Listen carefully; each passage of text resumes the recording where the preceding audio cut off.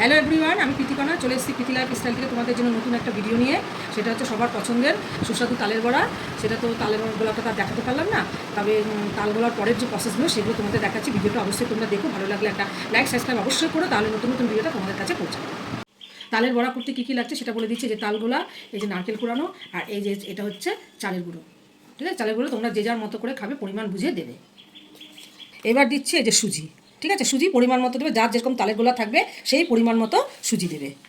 ঠিক আছে, যে যেরকম মিষ্টি খাবে সে সেরকম অনুপাতে চিনি দেবে, কারণ আমরা মিষ্টি একটু কম খাই বলে আমরা চিনিটা একটু কম দিচ্ছি। সামান্য একটু স্বাদ আনার জন্য এই যে নুন দিলাম, সেটা তোমরা দিতেও পারো না দিতে পারো, কিন্তু আমি একটু দিই সেটাতে একটু স্বাদটা আসে। এবার সব মিশিয়ে এবার মাখছি। এবার সব মিশিয়ে আমরা মাখছি। মাখার পর দেখবে লুকটা একটু আলাদাই হয়ে যায়, বেশ সুন্দর। অনেকক্ষণ ধরে একটু মাখতে হয়, মাখতে মাখতে একদম দেখবে মসৃণ আর সফট হয়ে যাবে, কালারটা একটু আলাদা হবে, একদম অন্যরকম কালার হবে। ঠিক আছে, তখনই বুঝতে পারবে কালার বুঝে যে হ্যাঁ মাখাটা কমপ্লিট হয়ে গেছে। ঠিক আছে, আমাদের মাখা কমপ্লিট হয়ে গেছে, এবার ভাজার জন্য রেডি।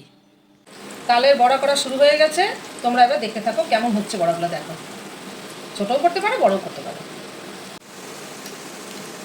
সুস্বাদু তালের বড়া একদম রেডি। তোমরা এরকম করে করো, তোমাদেরটা কেমন হয়েছে আমাকে কমেন্ট করে জানিও। এখানে ভিডিওটা শেষ করো।